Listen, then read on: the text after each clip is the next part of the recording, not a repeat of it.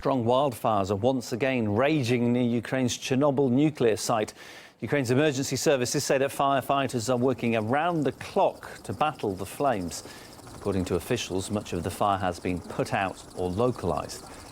6 separate fires are reported to be burning within 30 kilometres of the Chernobyl exclusion zone. The closest is said to be just 10 kilometres from the power plant. The fires are producing heavy plumes of smoke. Ukraine's nuclear watchdog said that as a result of the fire, levels of radioactive isotope cesium in the area have increased. We asked expert Christopher Busby whether it poses any health risks. Really, the cesium measurements that they're making, and it's easy to measure cesium, are a flag for these much more nasty particulates of uranium oxide and plutonium oxide. The worst case scenario, and I think the most likely scenario, in fact, really not the worst case scenario, is that they will be resuspended and that people in the downwind plume, that's people who live in the areas that the winds from these fires are going towards, will inhale these particles, and there will be a slight increase, or there will be an increase in cancer in these people in the years to come, probably quite a long time later, in fact, up to 20 years. Ukraine's authorities, though, say the situation is under control with background radiation within safe limits. It's been stated that the fires haven't reached radioactive waste repositories and that the flames are not spreading into the woods. This is the second such fire in the region in the last 3 months. Strong blazes started raging near the Chernobyl site in April of this year. Timothy Musso, Professor of Biology at the University of South Carolina, believes the Ukrainian authorities are not taking the situation seriously enough.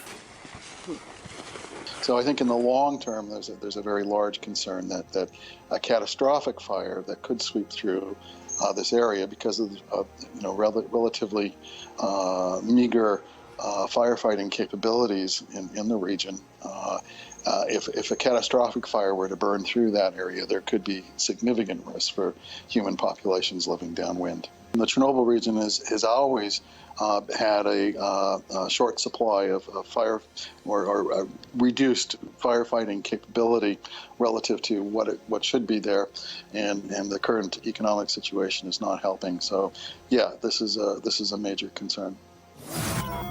Meanwhile, head online to read about another fire in Ukraine. A driverless bus in flames causes havoc on the streets of a city in the west of the country. You can get the details and the full video by heading to our website. Also online, it's been revealed that British intelligence has spied on international rights group Amnesty International. Enter RT.com to learn how GCHQ was caught out.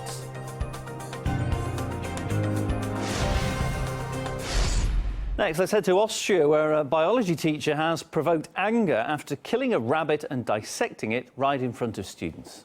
He then repeated it for a second time in front of another class. The animals were killed with a bolt stun gun. Students said that they were terrified. Some even offered to buy the rabbits in a bid to save them. Killing of the rabbits triggered a strong reaction on social media, with many condemning the actions of the teacher. Many stated schools are not places to slaughter animals and that this kind of practice should be banned. After complaints from pupils and calls from parents for the teacher to be sacked, officials reacted to the issue. A school inspector stated that the biology teacher had gone too far. The statement also said the teacher has been warned to refrain from such actions in the future. Vet Christoph Sickinger says that killing animals has no educational value and only traumatises children. I can see absolutely no educational sense in killing an animal in front of a child. It's traumatizing, and the child would be quite put off by the whole thing.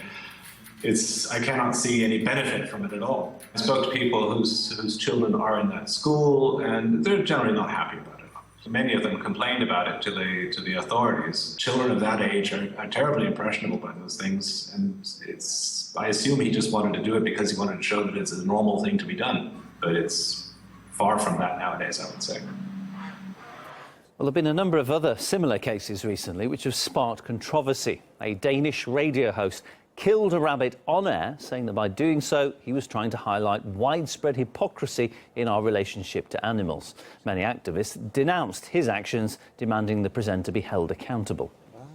Among other cases which came into the spotlight of late, the killing of the giraffe Maris at Copenhagen Zoo.